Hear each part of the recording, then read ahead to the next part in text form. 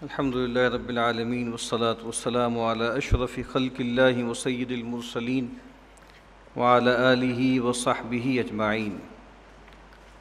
رب اشرح لي صدري ويسر لي أمري واحلل عقدة من لساني يفقهوا قولي. اللهم انفعنا بما علمتنا وعلمنا ما ينفعنا وزدنا علما. اللهم لا سهل إلا ما جعلته سهلا وَأَنْتَ تَجْعَلُ الْحَزْنَ إِذَا شِئْتَ سَهْلًا آمین یا رب العالمین. کتاب ریاض الصالحین میں آج ہمیں جس باب کے مطالعے کا آغاز کرنا ہے اس کا عنوان ہے التواضع وخفض الجناح للمؤمنین. تواضع کا بیان اور اہل ایمان کے لیے اپنے پہلوؤں کو جھکا کر رکھنا، ان کے ساتھ نرمی کا، شفقت کا معاملہ کرنا. اس سے پہلے دو ابواب ہم نے پڑھے. ایک باب تھا جس میں یہ بتایا گیا تھا کہ جب فتنے کا دور ہو، فساد کا زمانہ ہو اور انسان کو اس کا اندیشہ ہو کہ وہ اگر لوگوں میں گھل مل کے رہے گا تو اس کے دین میں خرابی پیدا ہو جائے گی اور وہ حرام میں، مکروہات میں، مشتبہات میں ملوث ہو جائے گا، فتنوں کا شکار ہو جائے گا. تو اس کو چاہیے کہ پھر وہ اعتزال اختیار کرے، یعنی علیحدگی اختیار کرے، لوگوں سے سیکلوژن میں جائے. اس کے بعد اگلا ایک باب امام صاحب نے باندھا جس میں انہوں نے بتایا کہ مسلمانوں کے اندر رہنا، گھل مل کر رہنا، ان کی جمعہ جماعت میں شرکت کرنا، ان کے مریضوں کی عیادت کرنا، ان کے وفات شدہ جو لوگ ہیں ان کا جنازہ پڑھنا، ان کی خبرگیری کرنا. کہا کہ یہ افضل ہے اور نبی اکرم صلی اللہ علیہ وسلم اور انبیاء اور پھر صحابہ کرام اور اولیاء، ان کا وتیرہ یہی رہا ہے کہ نارمل صورتحال یہی ہے کہ انسان لوگوں میں گھل مل کر رہے، اور جب گھل مل کے رہے گا تو یہ ساری معاشرتی جو فضائل ہیں اسے حاصل ہوں گے. تو اب اسی کی کنٹینویشن میں آگے اب وہ کچھ اوصاف بتا رہے ہیں کہ جب ہم انسانوں کے اندر رہیں گے، انسانوں میں گھل مل کر رہیں گے تو انسانوں کے اندر فلیٹنس نہیں ہے، برابری یا مساوات جس کو کہتے ہیں وہ نہیں پائی جاتی. ڈاکٹر صاحب علیہ رحمہ یہ بات فرمایا کرتے تھے کہ حقیقی جو مساوات ہے اس کی تو دو بنیادیں ہیں، اور وہ قرآن مجید میں سورہ نساء کی پہلی آیت میں وہ دونوں باتیں بیان ہو گئیں کہ یا ایھا الناس اتقوا ربکم الذی خلقکم من نفس واحدہ وخلق منها زوجها وبث منہما رجالا کثیرا ونساء. کہ لوگو اللہ کا تقوی اختیار کرو، اپنے رب کا تقوی اختیار کرو جس نے تمہیں ایک جان سے پیدا کیا اور پھر اسی سے اس کا جوڑا خلق کیا، اور ان دونوں کے ذریعے کثیر تعداد میں مردوں اور عورتوں کو زمین میں پھیلا دیا. تو جو حقیقی بنیاد ہے مساوات کی، برادری کی، وہ تو دو بنیادیں ہیں، یعنی ایک وحدت الہ اور ایک وحدت آبا. یعنی تمام انسان ان کا خالق، مالک، رازق، رب وہ ایک اللہ ہے. اور دوسری چیز بنیاد کیا ہے کہ تمام انسان ایک ہی انسانی جوڑے کی آگے اولاد ہیں. اس وقت دنیا میں جو ایک بہت بڑا مسئلہ ہے اور ان ممالک میں بھی ہے جو نام نہاد ترقی یافتہ ممالک ہیں، فرسٹ ورلڈ ہے، یورپ ہے، اس میں ہم دیکھتے ہیں کہ ایک بہت بڑا مسئلہ جو پایا جاتا ہے وہ ریسزم ہے. ریسزم بھی ہے، نیشنلزم بھی ہے اور کئی معاملات ہیں. لیکن نسل پرستی، اور چونکہ یہ جو تصور ہے نسل پرستی کا، اس کے حوالے سے آپ کو معلوم ہوگا کہ اس کو بہت بڑھاوا دے دیا جو ڈارون کی تھیوری تھی ایوولوشن کی، اس نے بھی کہ ایوالو کی ہیں نسلیں اور قومیں، اور کچھ برتر ہوتی ہیں، کچھ کمتر ہوتی ہیں، سروائیول آف دا فٹسٹ ہے. اور اس پر بہت سے لوگوں نے کام کیا کہ جو ناززم تھا، جو ہٹلر تھا، اس کے جو تصورات تھے اس کے اندر بہت بڑا اثر ہے یہ ڈاروینین ایوولوشن کا جو تصور تھا اس سے. تو لیکن اگر ہم یہ مانتے ہیں کہ ایک تو اللہ خالق ہے اور نمبر دو آدم اور حوا کی اولاد ہیں، تو اس وجہ سے تو پھر ریسزم کی کوئی بنیاد ہی نہیں بنتی. سارے کے سارے at the end of the day جا کے جینیالوجیز جہاں پہ کنورج کرتی ہیں ساری کی ساری، وہ کنورج تو کرتی ہیں آدم و حوا پر. تو ایک لحاظ سے تو آپ سمجھ لیں کہ برابری ہے، اور وہ کیا ہے، وہ یہ ہے کہ بندے ہیں اور ایک جوڑے کی آگے اولاد ہیں. لیکن ویسے تو انسانوں میں کسی بھی رخ سے برابری نہیں پائی جاتی. یعنی آپ شکل و صورت کو دیکھ لیں، آپ جسم کو دیکھ لیں، آپ ذہنی صلاحیتوں کو دیکھ لیں، آپ معاشی اعتبار سے دیکھ لیں. یعنی ایک لفظ مغرب والے عام استعمال کرتے ہیں کہ دا ایکسیڈنٹ آف برتھ. ہم تو ظاہر بات ایکسیڈنٹ کے قائل نہیں ہیں، لیکن تقدیر کے تو قائل ہیں کہ کسی انسان کو جو ہے وہ ایک جھگی میں پیدا کر دیا، کسی انسان کو محل میں پیدا کر دیا، کسی کو پیدا کیا تو بہت نین نقش بہت اچھے تھے، خوبصورت تھا، اور ایک کا رنگ ایسا ہی واجبی سا تھا، یا شکل صورت ہمارے خیال کے مطابق جو لوگ کہتے ہیں کہ بھئی کم شکل ہوتے ہیں کچھ لوگ. اور پھر اسی طریقے سے بہت سے آئی کیو اور انٹیلیجنس یا ایپٹیچیوڈ کے بہت سے معاملات ہیں جو گیون ہیں. گیون ہونے کا مطلب کیا ہے کہ وہ انسان ایکوائر نہیں کر سکتا، وہ ڈیفالٹ پوزیشن ہوتی ہے انسان کی. بہت کچھ انسان گین بھی کر سکتا ہے، بہت کچھ حاصل بھی کر سکتا ہے، لیکن بہت کچھ گیون ہے، اور ہم تو یہ سمجھتے ہیں کہ وہ کسی اندھی بہری ایوولوشن کا نتیجہ نہیں ہے، بلکہ اللہ تعالیٰ کی تخلیق ہے، ڈیوائن سکیم ہے. تو اس کا مطلب ہے کہ انسان دنیا میں رہیں گے تو ان میں فرق ہوگا، اور فرق مراتب بھی ہوگا، مرتبے کا فرق ہوگا. اور یہ چیز ایسی ہے کہ انسان مطلب ایک گھر میں دیکھ سکتا ہے، ایک کلاس میں دیکھ سکتا ہے کہ استاد ایک ہے، کانٹینٹ ایک ہے، جو نصاب پڑھایا جا رہا ہے وہ ایک ہے، ریسیپینٹ سارے کے سارے بظاہر لگتا ہے کہ یکساں ہیں، لیکن اس ایک کلاس میں سے کوئی کتنا پک کر رہا ہے، کوئی کتنا پک کر رہا ہے، کوئی کتنا پک کر رہا ہے. تو اس کا مطلب یہ ہے کہ فرق تو ہے، اور انسان اونچے نیچے ہوتے ہیں. تو یہ جو تواضع کا وصف جس کو ہم یہاں پڑھنے جا رہے ہیں، اس لحاظ سے یہ بہت اہم ہے کہ انسان سارے برابر نہیں ہیں، کچھ لوگ برتر ہوتے ہیں، کچھ لوگ کمتر ہوتے ہیں. اور ایسے تو ہمیں معلوم ہے کہ اصل میں جو برتری کا جو معیار ہے جو قرآن مجید نے ہمیں بیان کیا، وہ جو آیت معروف ہے سورہ حجرات کی کہ وَجَعَلْنَاكُمْ شُعُوبًا وَقَبَائِلَ، ہم نے تمہیں خلق کیا اور ہم نے تمہیں جو ہے وہ کنبوں قبیلوں میں تقسیم کر دیا. کس لیے کیا؟ لِتَعَارَفُوا، تم ایک دوسرے کو پہچان سکو، تمہاری عرفیت قائم ہوتی ہے، تمہارا ایک تعارف اس سے قائم ہوتا ہے. لیکن ان اکرمکم عند اللہ اتقاکم، اللہ تعالیٰ کے ہاں کرامت، اللہ تعالیٰ کے ہاں شرف، اللہ کے ہاں قدر و منزلت، اس کی بنیاد کیا ہے؟ وہ تقویٰ ہے، اتقاء ہے، وہ صلاح ہے، ایمان اور عمل صالح ہے، جس کی بنیاد پر لوگ برتر یا کمتر ہوں گے. اور اس کا فیصلہ اصل میں تو آخرت میں ہوگا. قرآن مجید جو ہے کہتا ہے نا کہ سورہ واقعہ میں کہا نا کہ خافضۃ الرافعہ، وہ پست کرنے والی ہے اور بلند کرنے والی ہے. ایک معنوں میں ہمارے یہاں ایک لفظ بولا جاتا ہے ڈیتھ دا لیولر، کہ ڈیتھ جو ہے وہ سب کو برابر کر دیتی ہے، سب کو موت آتی ہے. یعنی ایک کھرب پتی کو بھی آتی ہے، اور ایک فقیر جو ہے تنگ دست آدمی کو بھی آتی ہے، ایک بہت خوبصورت آدمی کو بھی آتی ہے، بدصورت آدمی کو بھی آتی ہے، ایک بہت کامیاب آدمی کو بھی آتی ہے، ناکام آدمی کو بھی آتی ہے، سب کو موت آتی ہے. ان معنوں میں تو لیولر ہے. تو یہ پہلا آپ سمجھ لیں نفخہ ہے، اس میں تو ایسے ہوگا کہ جیسے لیول ہو گیا جی، سب مر گئے، جتنے اس وقت تھے وہ مر گئے، پہلے اپنے اپنے وقت میں مرتے گئے نفخہ اولیٰ کے نتیجے میں.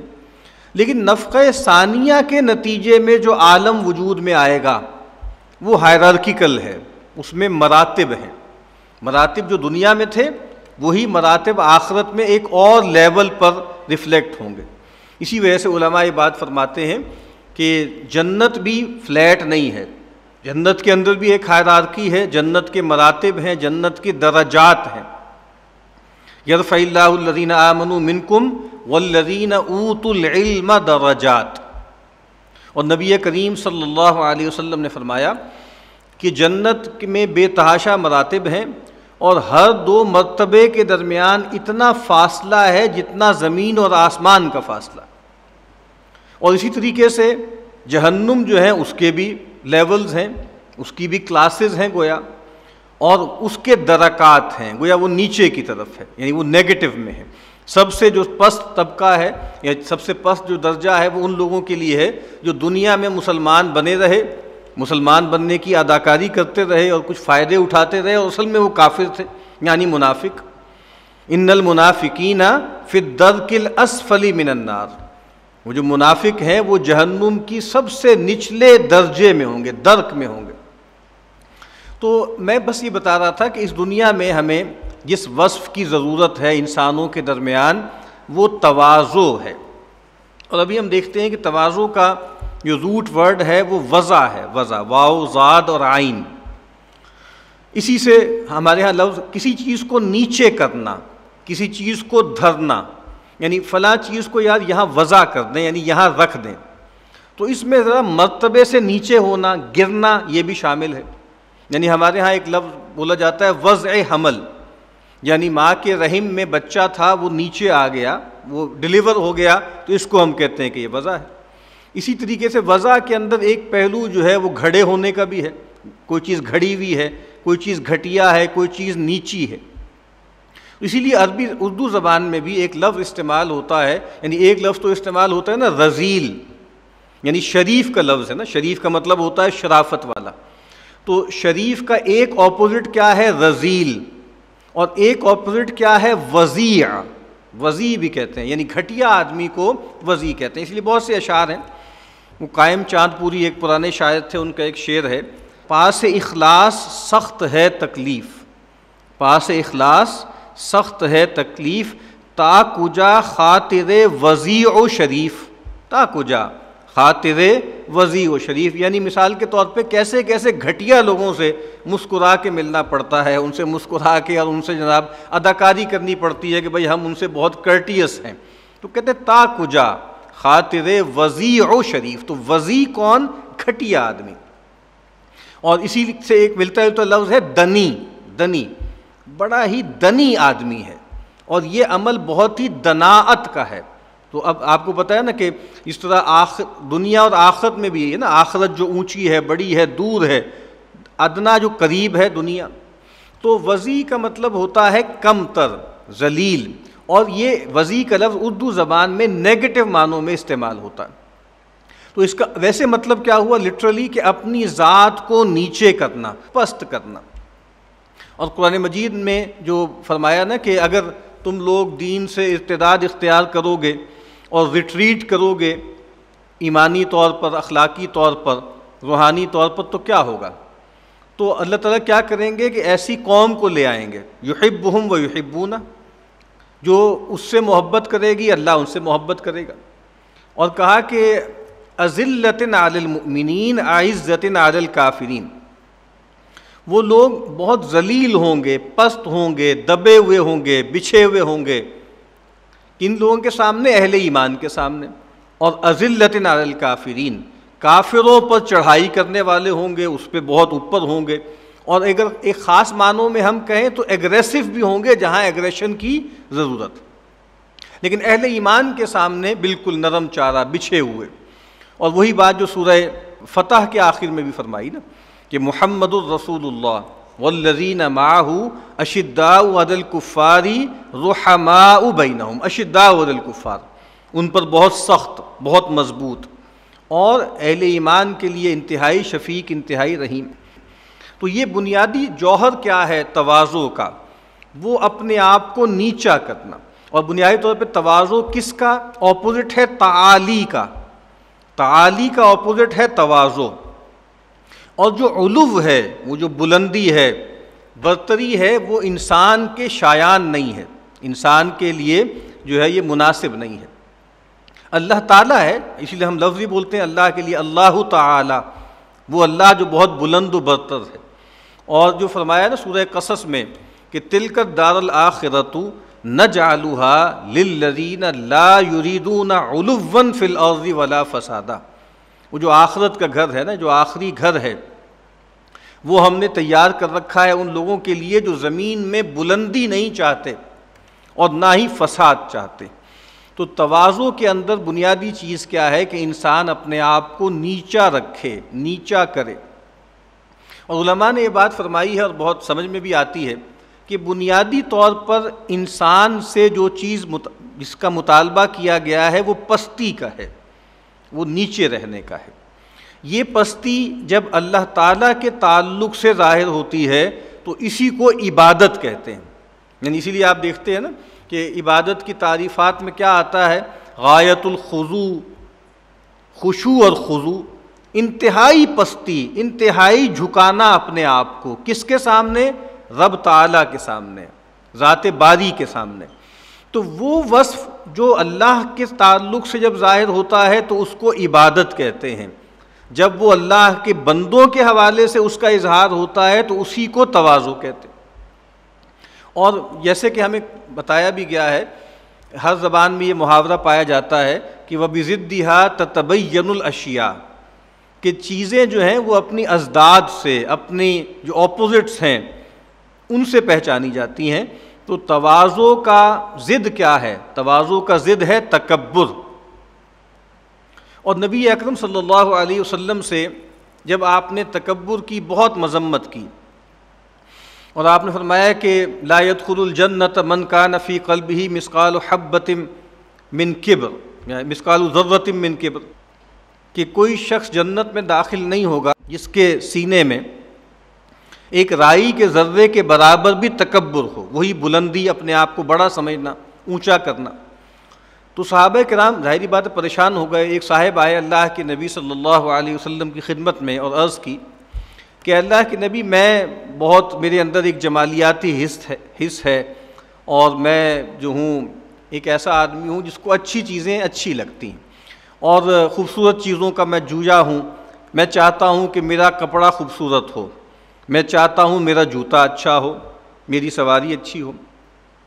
اور ایک روایت میں تو ان صاحب نے کہا کہ میں چاہتا ہوں کہ میں سب میں ممتاز ہوں، یعنی میرے کپڑے سب سے اچھے ہوں، میرا جوتا سب سے اعلیٰ ہو، سب سے بڑھیا ہو۔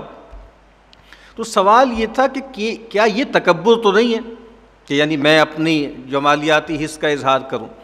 تو نبی اکرم صلی اللہ علیہ وسلم نے فرمایا کہ ان اللہ جمیل یحب الجمال، اللہ تعالیٰ خود جمیل ہیں اور جمال سے محبت کرتے ہیں، خوبصورتی سے، جمال سے اللہ تعالیٰ محبت کرتے ہیں۔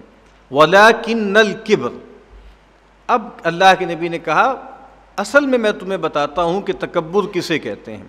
بطر الحق وغمط الناس، حق کے مقابلے میں اکڑنا، سینہ تاننا اور لوگوں کو حقیر سمجھنا۔ تو اب گویا تواضع کیا ہے؟ تواضع اس کا اپوزٹ ہے، انسان حق کے سامنے نہ اکڑے۔ اور سب سے بڑا حق تو کیا ہے؟ ذالک بأن اللہ هو الحق، اس وجہ سے کہ اللہ تعالیٰ ہی تو الحق ہے، اللہ الحق ہے اور جو کچھ اللہ کی طرف سے آتا ہے وہ حق ہے۔ پہلے بھی میں نے یہ مصرع آپ کے سامنے پڑھا تھا، نبی کریم صلی اللہ علیہ وسلم نے فرمایا، اور یہ بخاری میں روایت موجود ہے کہ اصدق کلمۃ قالها الشاعر، سب سے سچی بات، سب سے اچھا گویا مصرع جو کسی شاعر نے کہا ہے وہ کیا ہے؟ سب سے سچا مصرع وہ لبید کا یہ مصرع ہے، الا کل شیء ما خلا اللہ باطل، آگاہ ہو جاؤ اللہ کے سوا جو کچھ بھی ہے وہ باطل ہے، اللہ حق ہے اور اللہ کی بنیاد پر ہی کوئی چیز حق ہے۔ اگر اللہ کو نہیں مانتے تو پھر واقعتاً یہ بات ٹھیک ہے کہ یہ کائنات باطل ہے اور اس کی کوئی توجیہ ممکن نہیں ہے۔ پرابلم آف ایول کا، پرابلم آف سفرنگ کا، پین کا کوئی حل نہیں ہے۔ لوگ تو کہتے ہیں نا کہ اللہ کو کیسے مانیں پرابلم آف ایول کی موجودگی میں، ہم عرض کرتے ہیں اس کی اپوزٹ بات ہے۔ اگر اللہ کو نہیں مانتے تو پھر اس دنیا میں جو کچھ بھی ہو رہا ہے اس کی کوئی توجیہ ممکن نہیں ہے، اس کی کوئی جسٹیفیکیشن ممکن نہیں۔ تو پھر تواضع کیا ہوا؟ تواضع ہوا کہ انسان حق کے آگے سر جھکا دے، اللہ کے آگے سر جھکا دے، اللہ کی طرف سے آئی ہوئی ہر بات کے آگے سر جھکا دے۔ اور دوسری بات یہ ہے کہ لوگوں کو حقیر نہ جانے، لوگوں کو انسانی سطح پہ کمتر نہ سمجھے۔ اگلی مرتبہ میں اس پہ عرض کروں گا کہ برتری اور کمتری اس دنیا میں پائی جاتی ہے، یعنی آپ کسی ادارے میں کام کرتے ہیں، وہاں اوپر نیچے لوگ ہوتے ہیں نا، ہم کہتے ہیں کہ یہ ہائر مینجمنٹ ہے اور جناب یہ مڈل مینجمنٹ ہے اور یہ لوور مینجمنٹ ہے، اور ہر جگہ پر مراتب ہوتے ہیں، لیکن ایک خاص معنوں میں، اخلاقی معنوں میں، انسانی سطح پر کسی کو ذلیل و حقیر سمجھنا، یہ کیا ہے؟ یہ تکبر ہے۔ اور تواضع کیا ہے؟ کہ انسان جو ہے وہ کسی کو اپنے سے حقیر نہ سمجھے۔ وآخر دعوانا الحمد للہ رب العالمین۔